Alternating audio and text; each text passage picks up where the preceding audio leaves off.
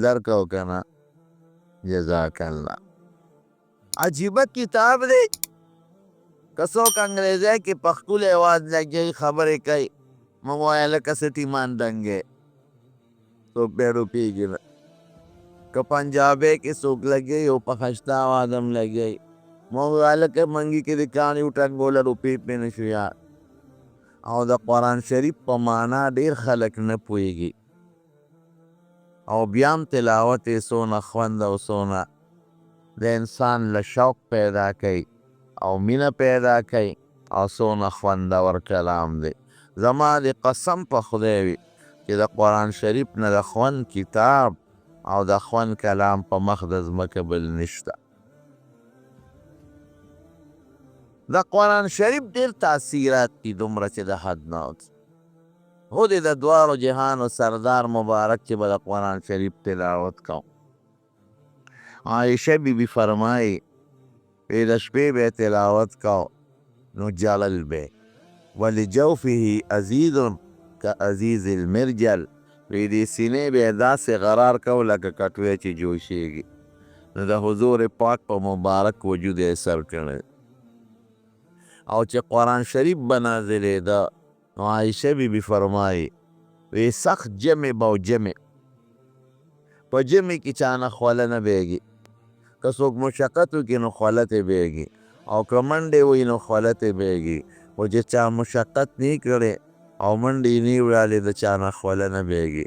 عایشه بی بی فرمایي ولقد ینزل علیه الوحی فی اليوم الشدید البرد وی په سخته یخنۍ کې به چې په حضور پاک مبارک قرآن شریف نازلېده وی ما به ورته کتل وی چې قرآن هغه اثرات د نازلېدو به اخوا شو او ما به وکتل نو ان جبینه لیتفسد عرقا وی د دې تندي مبارک نه به د خولو دا قطار به د دام را سر به په حضور پاک کوم.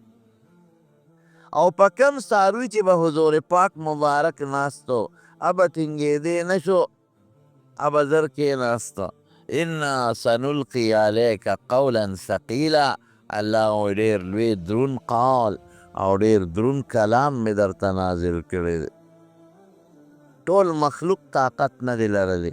انا عرضنا الامانة على السماوات والارض والجبال په اسمانونو خدای دا پیش کړی وی دا طاقت نشو لرلی.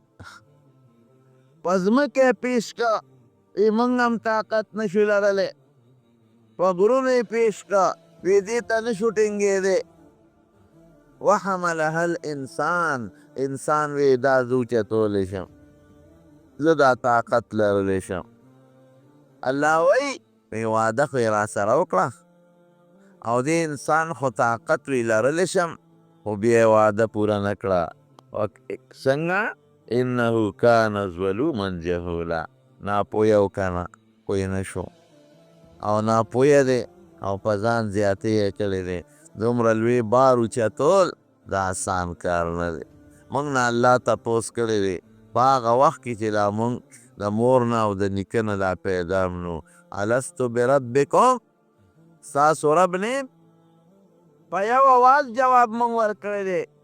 قالو بلا ولې نه ربه زمونږ پروردګارې موږ خو تا منو زما قرآن په ځان بار کوی بلکل یې بار کو دا طاقت مونږ لرلی شو.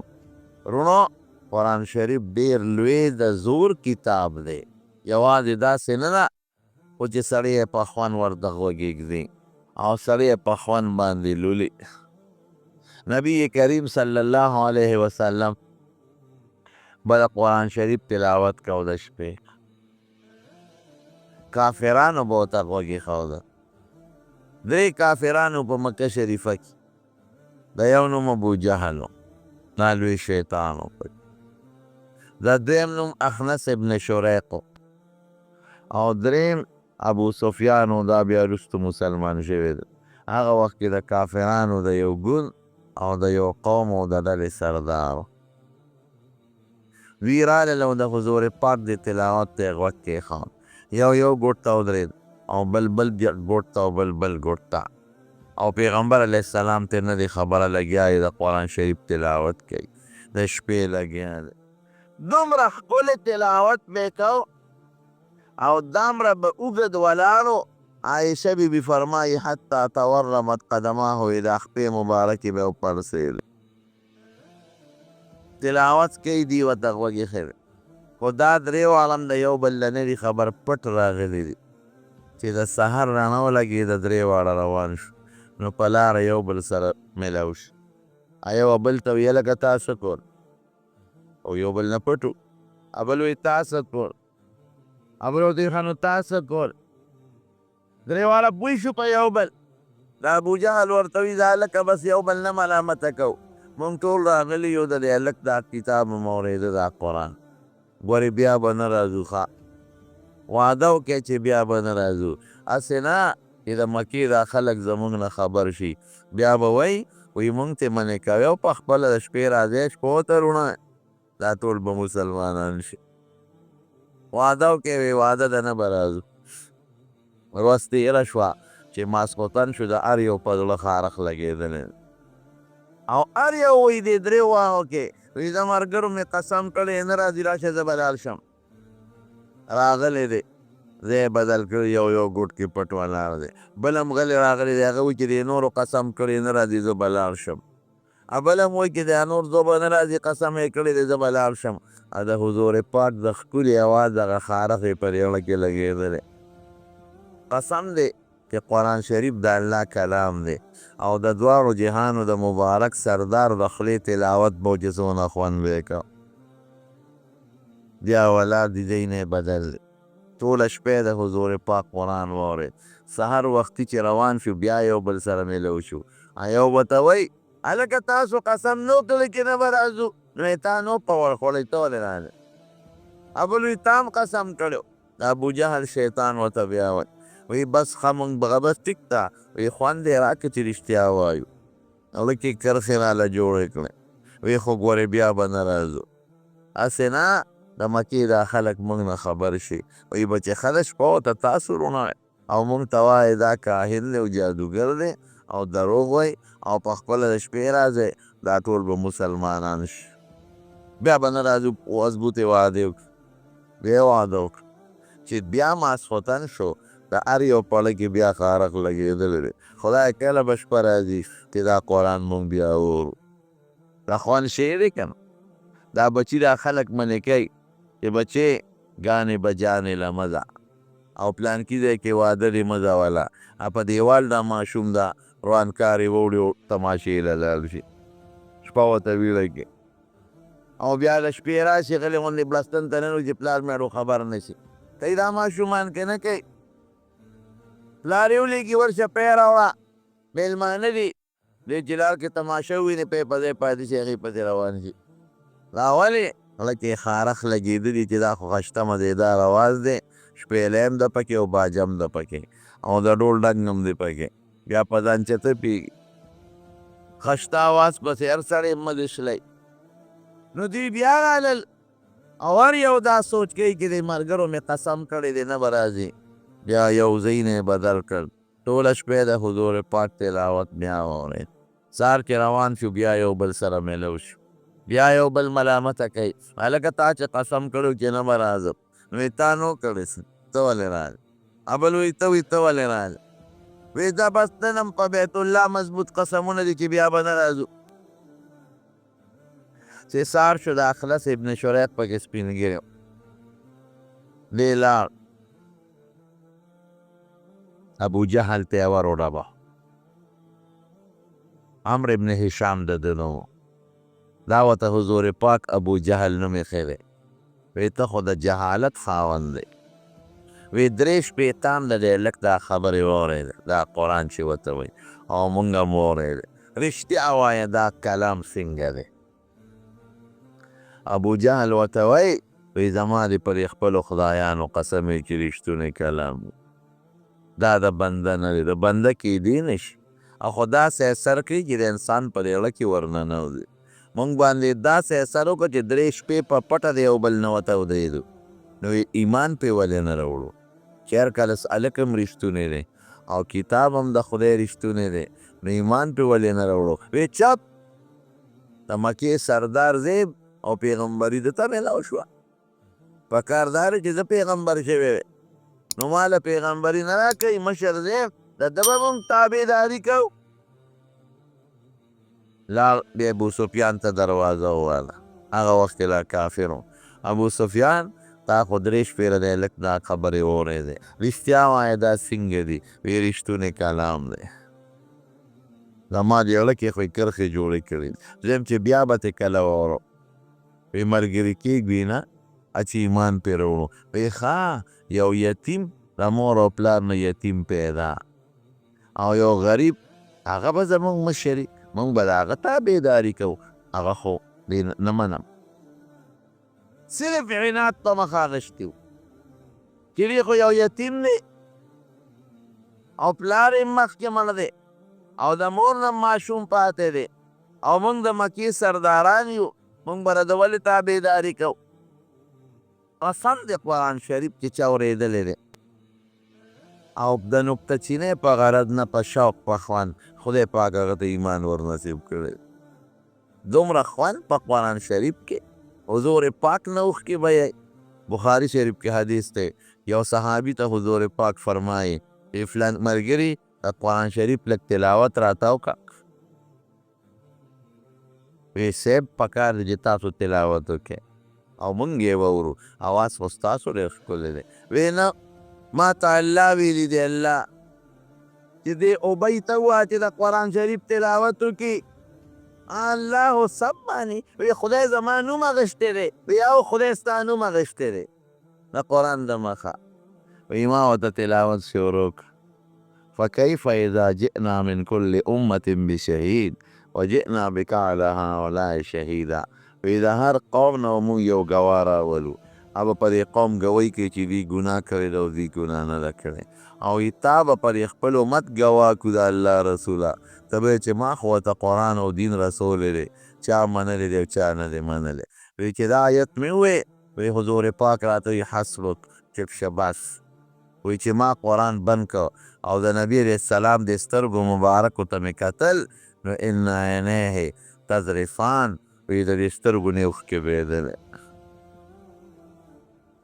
قرآن شریف ډېر د تاثیر کلام دی دومره خوند او دومره اثر دی پکې چې غرونه او دریابونه ورته نشي ټینګېدی د حضور پاک غوندې شخصیت نه اوښکې بیایي او کافران راځي غوږ ورته ایږدي دا مشهور قاري صاحب د قاري باسط صاحب عبدالباسط کیسټ یې به یې تاسو اورېدلي دی د مصر و مصر او بیا کویت ته تللی په کویت کې مړ دی او ډېر کارخانهدار مالدار سړی خدای پاک ښکلی اواز ورکړو هغه یو ځل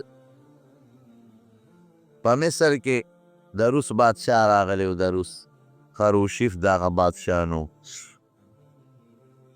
او د مصر چې کوم بادشاه و د هغه نوم جمال عبدالناصر جمال ناصر نو د بهر نه چې اوس هم دا بادشاهان راشي نو خلک وله د دې خپلې علاقې دا مشران راغواړي نو جمال ناصر د مصر خلک راغوښتي ډوډۍ پرته ده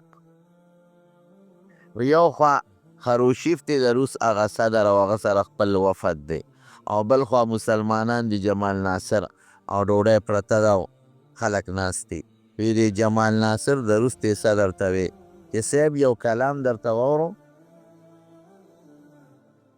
وی هغه وی چې واوروه وی موږ دا خیالو چې دا بادشاهانو ته څه دا ډول او سرنو څه ګانه بجانه اورئ دا به اورئ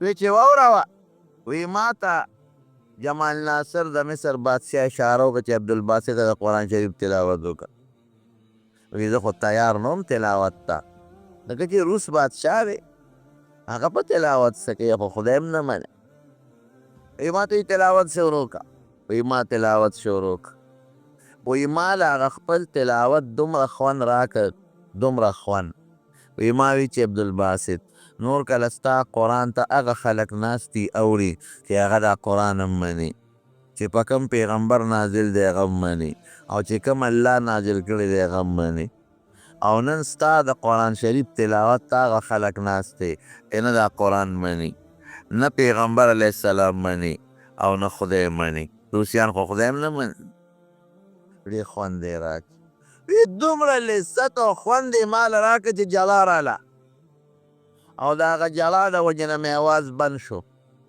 نور تلاوت مې نه شو کولی وی چې مخامخ مې وکتل وی د روس هغه بادشاه هم ژړل او چې کوم وفد ورسره دی هغوی ټول په ژړا دي ژاړي وی جمال ناصر ته وایي د روس باچا چې جمال ناصر دا دې راته څه قسم دې دې خو زما په دې رګونو کې په دا وینه په دا زړه کې لارې پیدا کړې دومره د خوند کلام نه ورسره ډول شته چې خوند پکې پیدا شي نه شپېلی شته چې خوند پیدا شي نه باجا بعضې وخت کلام سره دا شی استعمالیږي نو کلام کې خوند پیدا شي دې خو څه بل شان اثر وکړو زما په دې زړه کې خو یې لارې جوړه کړې موږ له خو یې جلا راوسته دا څه شی دی وی دا زمونږ د خپل رب کلام دی د الله خبرې دي قرآن شریف د الله خبرې دي نو او زمونږ پښتوني پیغمبر محمد مصطفی صلی الله علیه وسلم الله نازل کړی زمونږ د هدایت لپاره نو قرآن هغه کتاب دی چې د روسي کافر د سترګو نه مخکې بیان چې توجه ورته کې دومره خوند او لذت دی پکې حضرت ابوبکر صدیق رضی الله عنه د قرآن شریف تلاوت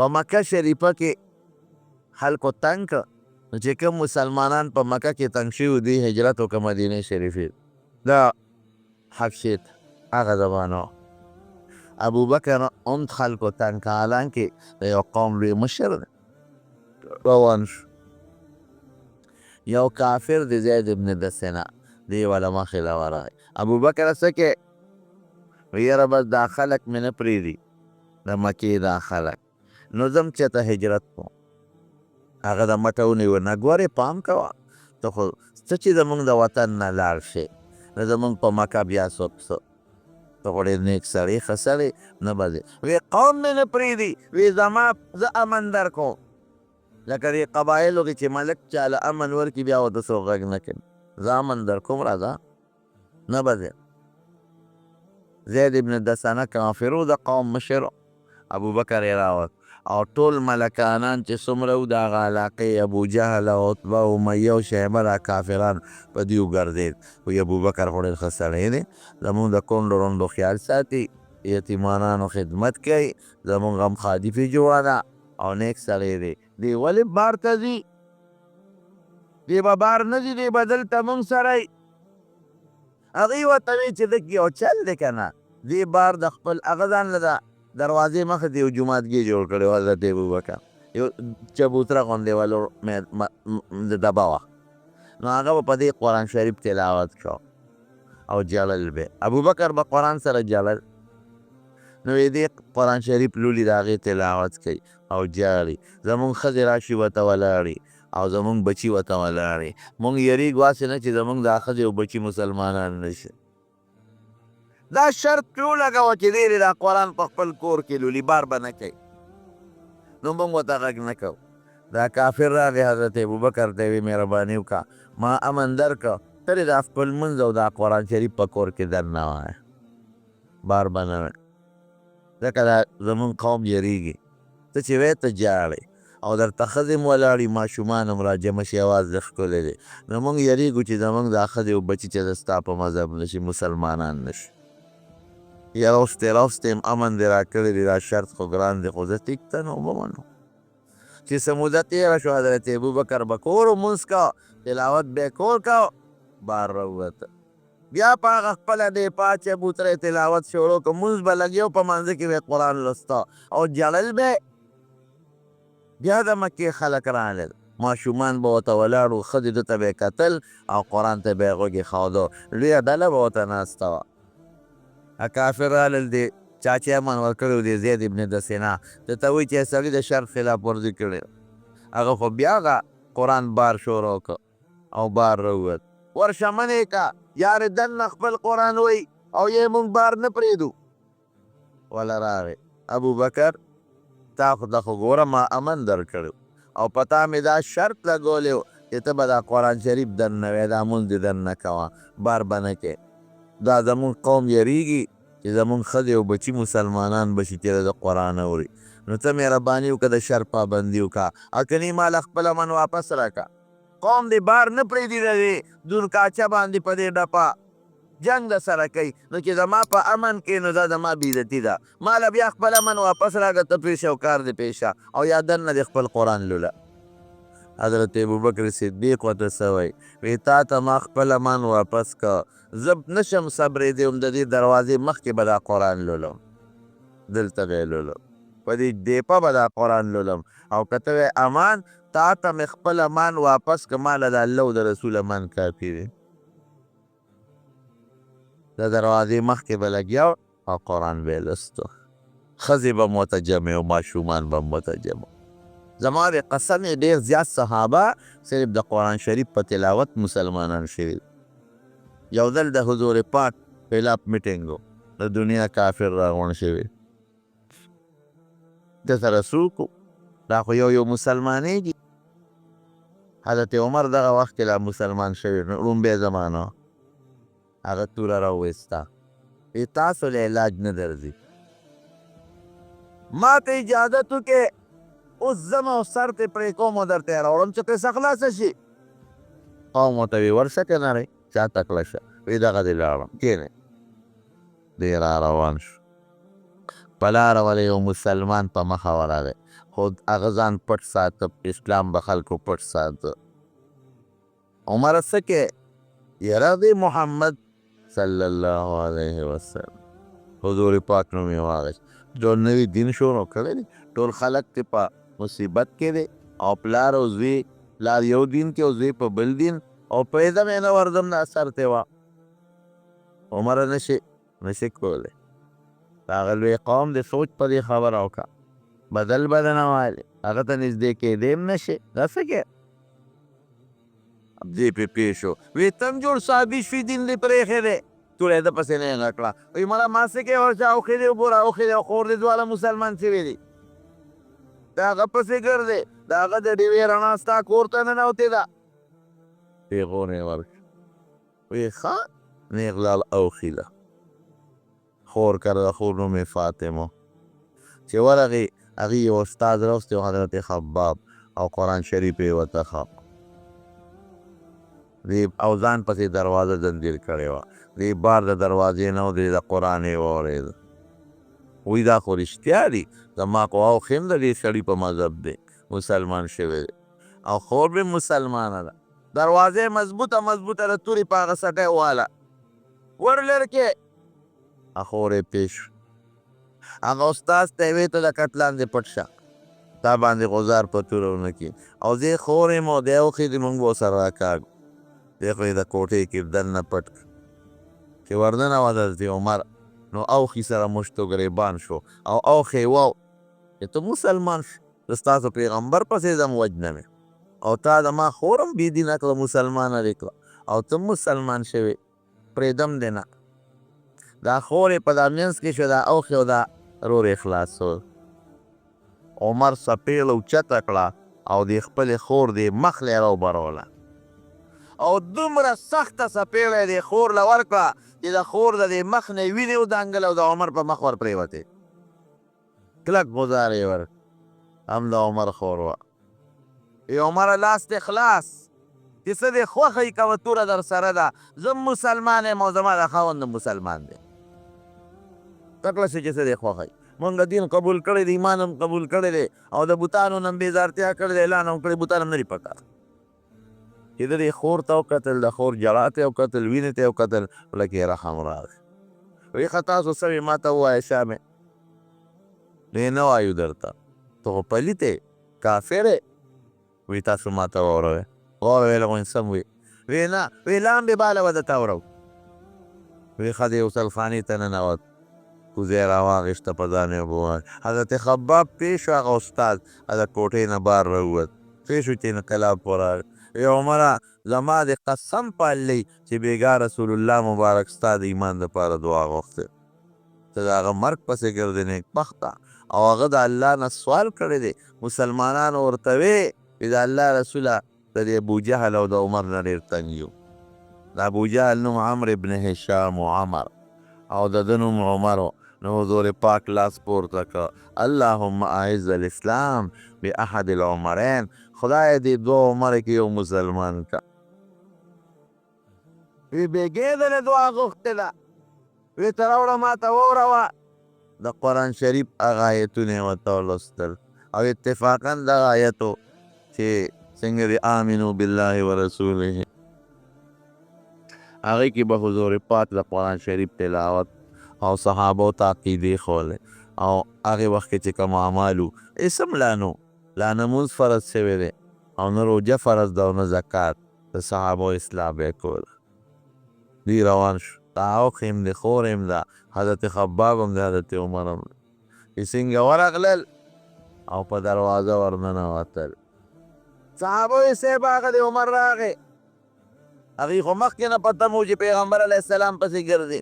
قسم په خدای حضور پاک ډېر بهادر شخصیت. بخاري شریف کې نن هم موږ یو حدیث وی، یو صحابي زموږ د قسم که د حضور پاک نه زیات بهادر موږ په مخ د ځمکه بل څوک پرېږدي.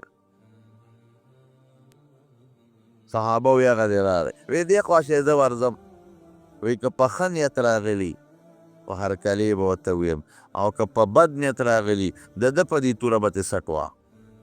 ورغې د دې ګریوان نه حضرت عمر ونیو دغسې، عمر په څه نیت راغلی؟ حضرت عمر وایي چې د حضور پاک لاس زما ګریوان لره ورسېد، وایي قسم دی خولې رانه وبهېدې، فستو عرقه خولې رانه وبهېدې. په څه نیت راغلی؟ وایي ما وی چې د اسلام په نیت ایمان راوړم. د خوشحالۍ نه چې په دا کور کې څومره مسلمانانو ټول وایي الله اکبر. مبارک شه عمره، حضور پاک مبارک شه، دعا دې قبوله ده. خدای پاک ایمان ور نصیب کړ، مسلمان شو، یو څلوېښتم مسلمان و دی.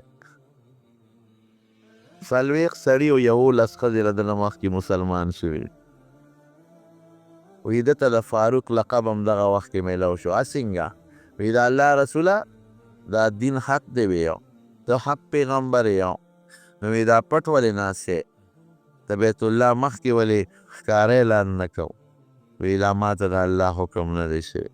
وی زه خو پې ورغلم، خلک کافر پته نه دي چې اوس به د حضور پاک سر راوړي او د بیت الله په مخ کې اعلان وکړه، ای خلکه وی که څوک مې پیژنئ خو ډېره ښه ده، او که څوک مې نه پیژنئ زه د خطاب زوی یم عمر، ما ایمان راوړه ځم دا پیغمبر ملګری شم، او که د چا لاس کې زور وي نو را میدان ته دې شي.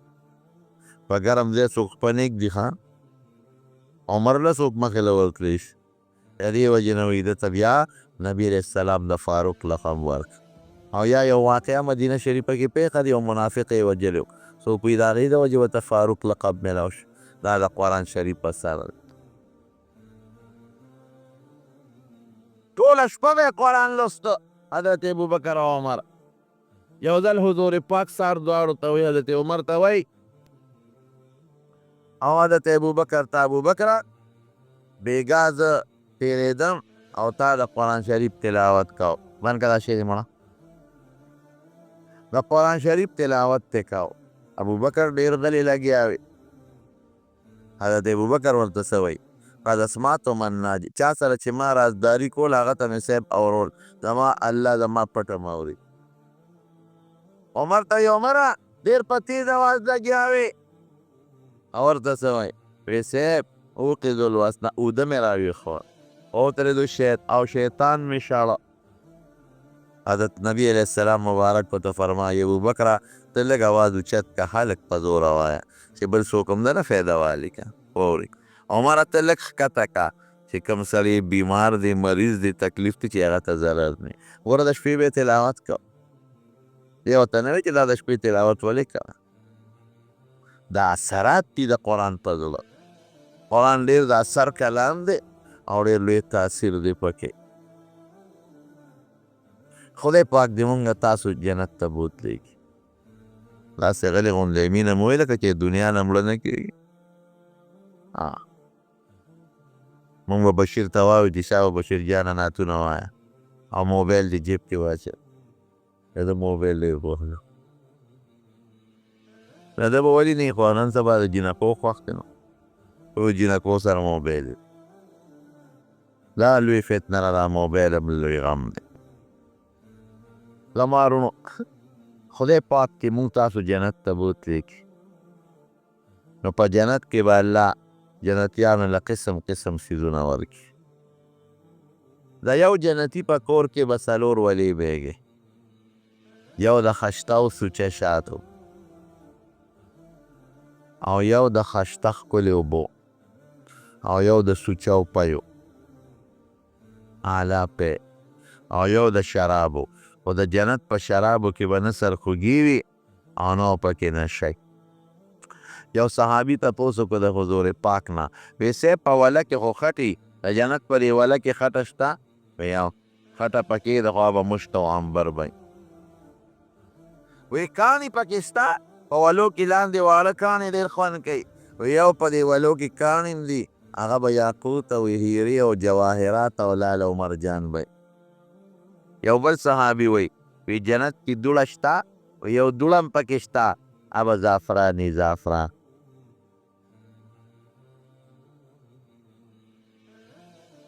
او هر جنتی له به خدای پاک کم از کم 2 یا بیبیانې ورکړي، د کم از کم اندازه ده، د دې نه زیات هم کیدی چې کم از کم 2 او هغه بیبیانې څونه خشته وي. حضور پاک فرمایي چې اوبه څکي نو هغه اوبه به یې د مری نه بار ښکاري، او په دې لاس او په دې خپو کې چې کم دننه مغز د نلې دا به بار ښکاري. او مثال یې ورکوي، وی لکه خشته ملغلرې یو ته پکې تار واچوې، نو وی د ملغلرې کې هغه تار د دننه نه ښکاري که نه ښکاري د بار نه، وی دقسې به یې دا مغز د بار نه ښکاري. او کومه لوپټه چې یې په سر وي، هغه چې سر یې پرې تړلي رومال سر پیچک، د هغې قیمت به د دنیا او مافیها نه زیات وي. او کومه خوشبویي چې پورې کوي، که د دې نوک عمره پوټې غوندې دنیا ته راله، نو څوک به د خوشبویۍ د لاسه په دنیا کې ژوند تېر نه کړي. نه پکې ستړیوالی شته په جنت کې، او نه پکې خوب شته، او نه پکې لوږه او تنده شته. ښه نو خلک به د اوبه بیا څه لڅکي، دا به د خوند دپاره دا شربتونه اوبه څکي، تږي به نه. ډوډۍ به خلک خوري، خو د خوند دپاره د لوږې د وجې نه. میوې به اویزان دي به وجنه الجنتین دان، چې لکې دې تیر شي میوه به څانګه راښکته شي، ته به ترې میوه وشو کې هلته به فوراً بله زرغونه شي. اینځلو ته یې ضرورت نشته، جراثیم هم پکې نشته، او څښاوال هم پکې نشته، او نه پکې ګرد و غبار شته چې دا میوه به دې څښئ. جامې به د ریخم ورچا اغوستې، نري ریخم او غټ ریخم، او نرم پاسته قسم قسم جامې. درزیان پکې شته که نشته؟ نه درزیان پکې نشته. د انارو د بوټي په شان بوټي به چې هغه ته یو بوټي انار به روشو کوي، په میانځ به یې مات کي، د ریخمو جوړه به ترې راوځي، او د هر چا په وجود به فټې خشته جامې. هرونو یو صحابي تپوس وکړه د حضور پاک نه، وی صاحب اسونه پکې شته په جنت کې؟ وی خدای دې وله بوځه، وی د سور یاقوت اس به دله خدای درکړي، یخپه به پرې واڼئ، او وزرې به چې کوم دی ته پرې ته ځان رسول غواړئ هلته به دې رسئ. ولکم فیها ما تشتهی انفسکم ولکم فیها ما تدعون. الله وایي چې په زړه کې دې څه تېرېږي هغه درته جنت کې میلاوي، او چې څه غواړئ هغه میلاویږي. نو ویې لکه نسوار پکې شته که نه؟ ولې نسواري به وایي چې زما د سر نشه پکې نه وي، زه په جنت څه کوم؟ او چې څه غواړې پکې شته، نو پکې دا نسوار به سګرټ چیلم به یي که به نه؟ نه دا به پکې نه. دا ولې؟ دا دې داسې څښاک څیزونو ته به دې زړه کې شوق نه راځي، چې ویې غواړې خدای به درکوي، خو دې ته به شوق نه راځي، نه سګرټ ته او نه چیلم ته او نه نسوارو ته، دې ته به دې شوق او اشتها نه راځي. نه پکې ستړی شته او نه بیماري شته په جنت کې، او نه د ژوند ختمېدل شته او نه جګړې شته او نه بوډاوالی شته. وروڼو دا جنتیان به خدای پاک یو میدان کې را جمع کړي.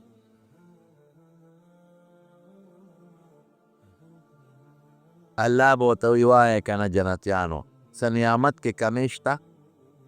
څوک به د نور په کرسو ناست دي، او څوک د زمرود او د یاقوتو په کرسو به ناست دي، او د بره نه پې الله د خوشبویو باران وکړي، او بل شان خوشبویي به وایه څه کمی محسوسوې نه الله هر نعمت شته چې څه غواړو په رب ته سترګې چې کوم خوا رسېدل غواړې رسېږي به وی نه یو نعمت پاتې دی مې لا نه دی درکړی الله هغه بسي نو الله به ورته خپل دیدار وکړي ځان به ورته وښایي وجوه یومئذ ناظرة الى ربها ناظره دی به الله وویني قسم دی د الله په لیدو کې به دومره خوند دي چې د دې نه مخکې په جنت کې څومره وخت تېر کړي د جنت هغه خوشحالۍ به ترې د یو سکند په دیدار یېرې شي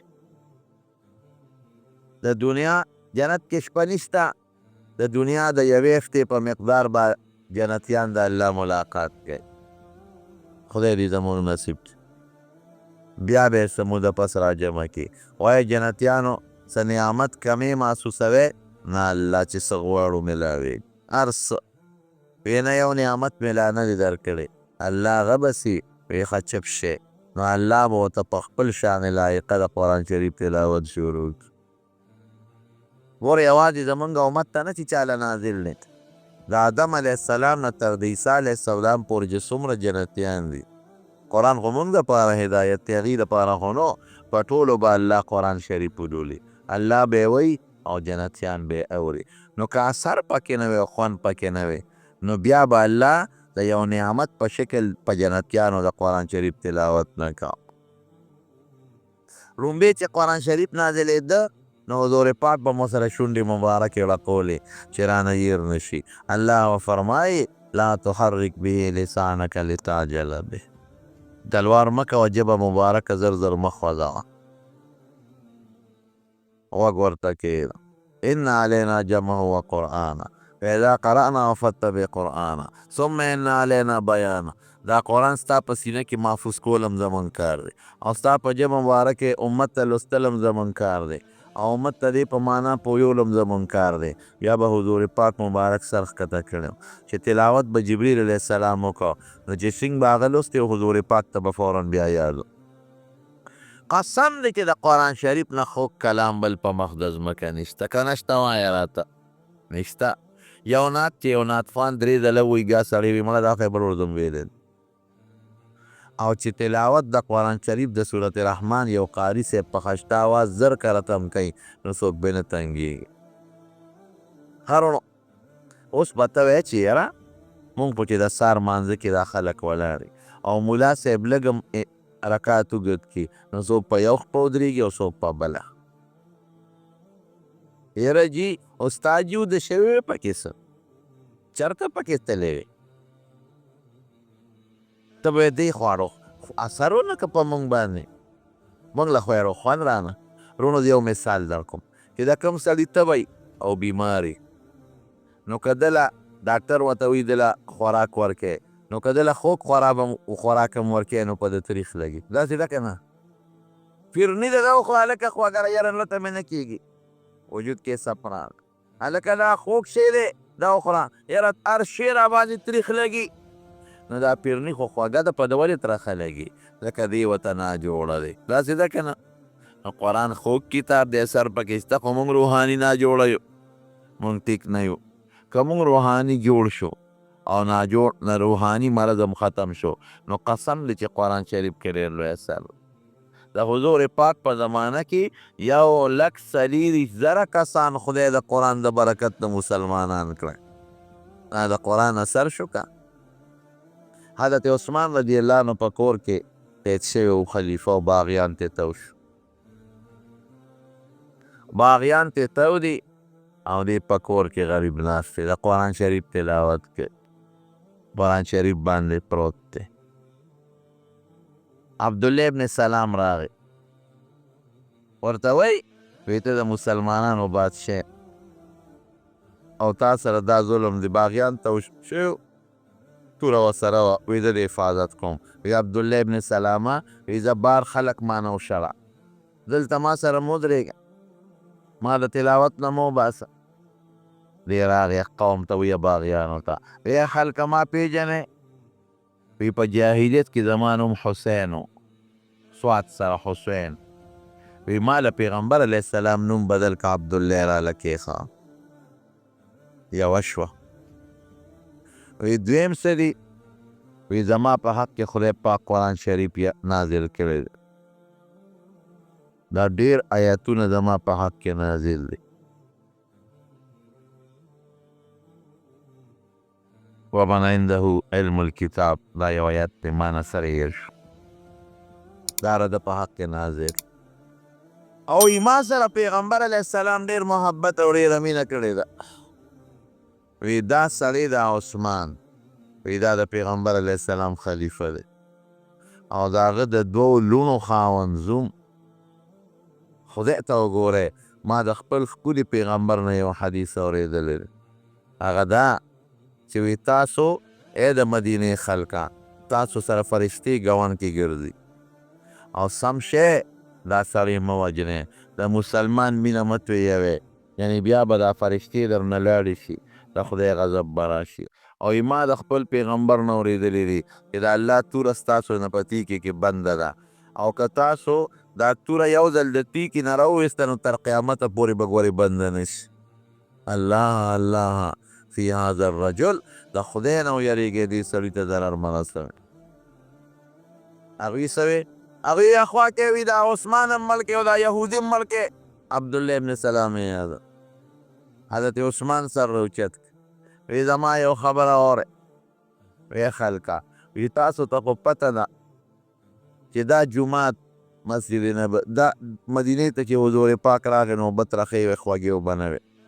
وی او بالکل. وی ما د یو یهودي نه کوي واغېسته په خپل ذاتي پیسو او مسلمانانو ته مې وقف کړ، او وی حضور پاک فرمایلی و چې چا دا کوي واغېستله به الله جنت کې اوبه ورکړي.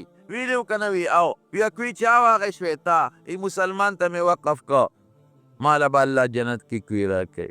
وی بالکل دا منو. وی ظالمانو نه هم د هغه خپل کې اوبه په ما بندې کړي دي، ترخې اوبه څکم. خو وی حضور پاک کو فرمایل چې دې جومات له به ځمکه څوک والي، که چا واغېسته نو جنت کې به وله الله د دې بدل کې ځمکه ورکوي. وی ما په ذاتي پیسو هغه ځمکه اخیستې ده، وی نن مې هغه جومات کې مونځ ته نه پرېږدی. وی دا دې منو.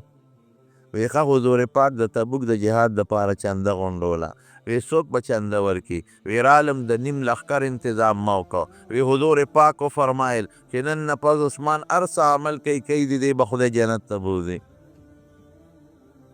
ماله د حضور پاک یو لور په نکاح کې وه، بیا هغه چې وفات شوه بله یې راکړه. چې هغه وفات شوه وی که درېیمه لور وې هغه مې عثمان له ورکړې وه. وی خلکو تاسو ته نه دي معلوم چې زه حضور پاک او عمر او ابوبکر رضی الله عنهما د احد په غر ولاړو، په دې غر زلزله راغله، وی حضور پاک وله خپه مبارکه راوبروله، اسکن احد، غلی شه احده، تا ته پته نه لګي په تا څوک ولاړ دی؟ یو در باندې پیغمبر ولاړ دی، یو در باندې صدیق ولاړ دی ابوبکر، او دوه در باندې شهدا ولاړ دي شهیدان، یو عمر او یو عثمان. زه یاد کړی قسم دې ډېره مینه یې وه د حضرت عثمان سره. یو ځل حضور پاک مبارک ملاستو ډډه یې دقسې والې وه، دې کې حضرت ابوبکر راغلی و همغسې ډډه والې وه، بیا حضرت عمر راغی هغې هغسې ډډه والې وه، چې حضرت عثمان راغی زر دغسې کېناست او پر یې خپو مبارک پې څادر لاندې پورې خور کړ. حضرت عمر ورته وی صیب، وی ابوبکر راغی، وی تاسو همغسې ډډه والې وه، زه رالم هغسې هم ډډه والې وه، او چې عثمان راغی نو زر کېناستی او زر هم په خپو څادره ورکړه، دا ولې؟ وی عمره د هغه چا نه ولې حیا ونه کړم چې د اسمان فرشتې ته حیا کوي. نو ای باغیانو، وی حضور پاک د احد د غر د پاسه نه دي ویلی چې غلی شه احده، یو در باندې پیغمبر ولاړ دی، یو صدیق او دو شهیدان، یو دیم بیلی دی. وی ښه اشهدو گواهان شئ انی شهیدون، زه به شهید کېږم. حضور پاک ما ته یو وصیت کړی دی چې یو کمیس به دله الله درکوي، ګورې که څوک یې دله په زور وباسي چې درنه چا په رضا یې ونه باسئ، که په زور درنه چا وویست ټیک ته، خو په رضا به یې چاله نه ورکوي. د خلافت کمیس ګوان شئ، زه به شهید کېږم شهید کېږم شهید کېږم، ځان ته اشارې کولې وي ګوان شئ. هغې باندې اثر نو هغه باغیان راغی د قرآن شریف تلاوت ته بیا کېناست. تلاوت کوي. باغیان پې ورننوتل او د قرآن شریف د پاسه یې شهید کړ. وینې په قرآن د پاسه پرېوتې. اوس هماغه قرآن په استنبول کې په ترکیه کې پروت دی. قرآن خو ډېر خوږ کتاب دی. د صحابو زنکدن په قرآن وتی دی.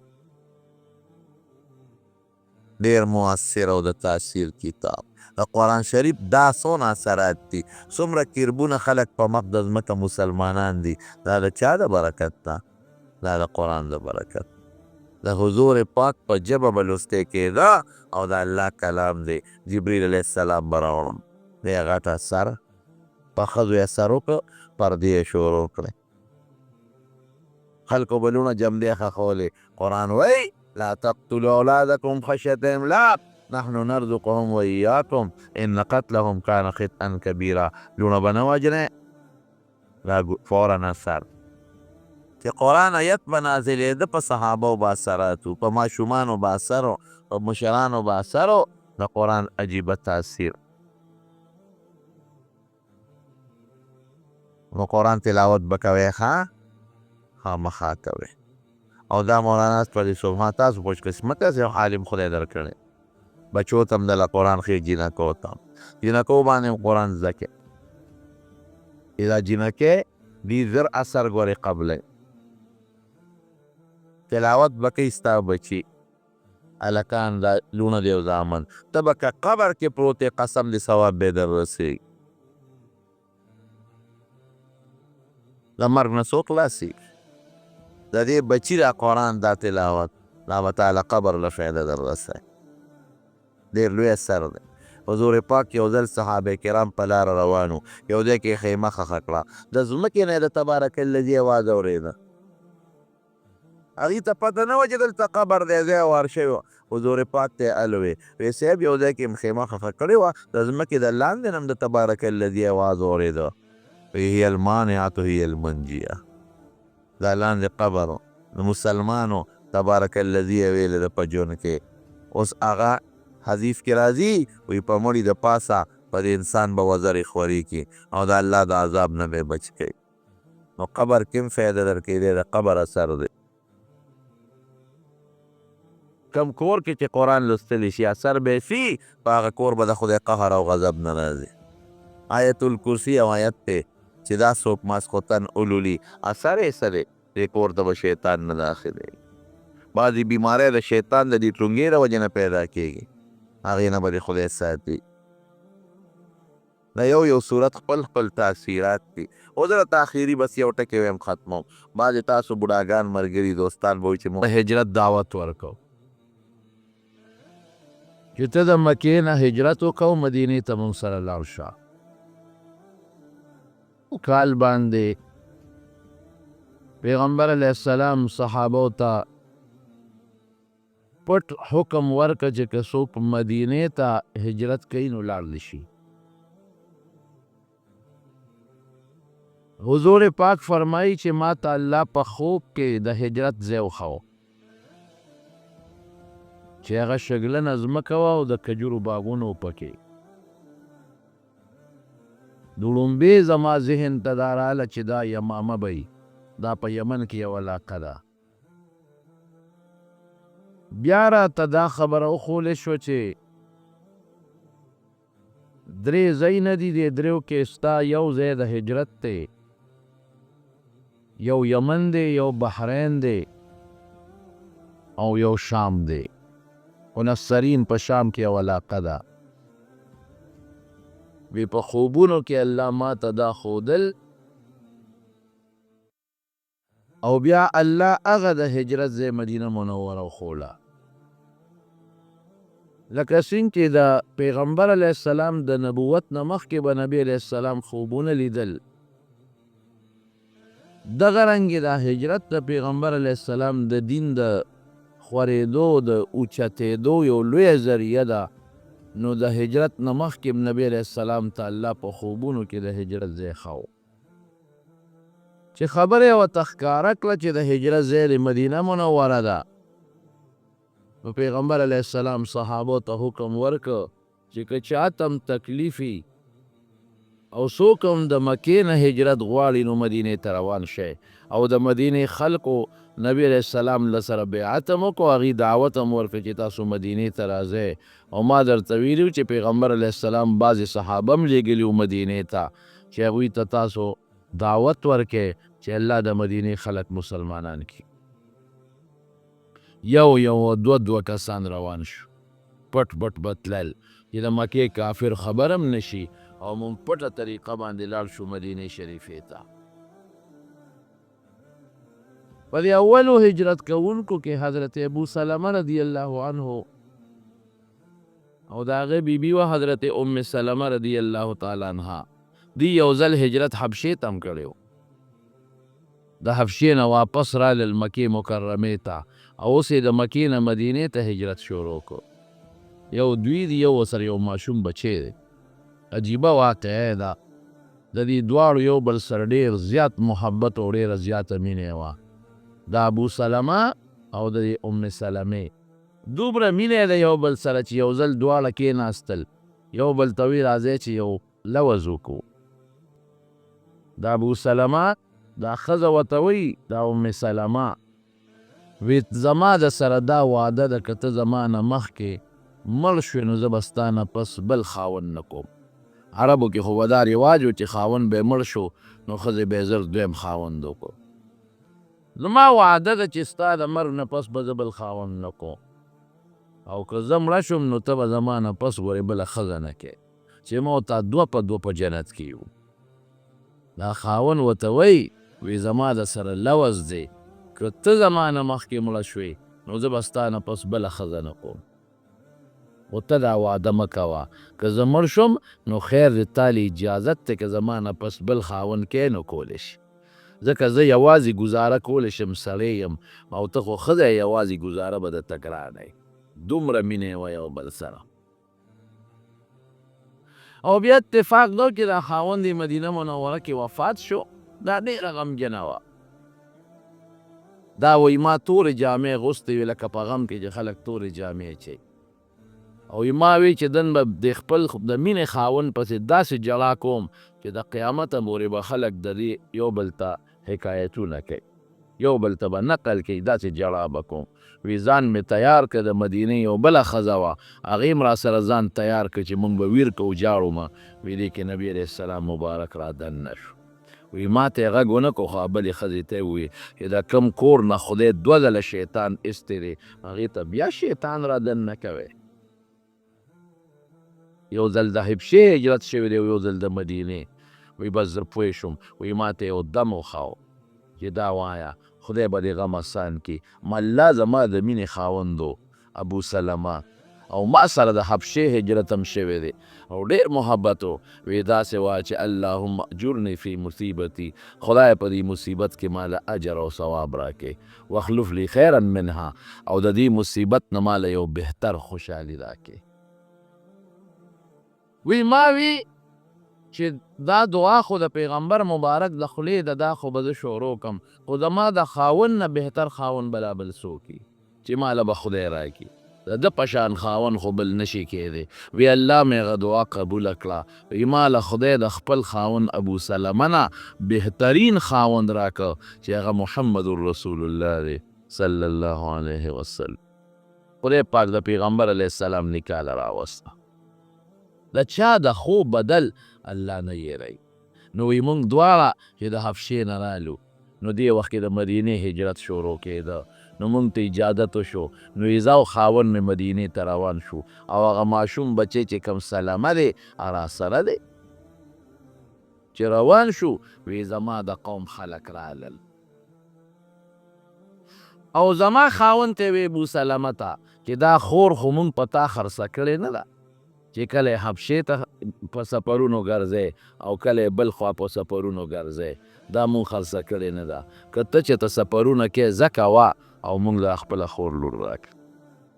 زه ترې جدا کړم، خاوند مې یوازې که، خاوند خو مې لاړ مدینې ته او زه او بچې پاتې شو.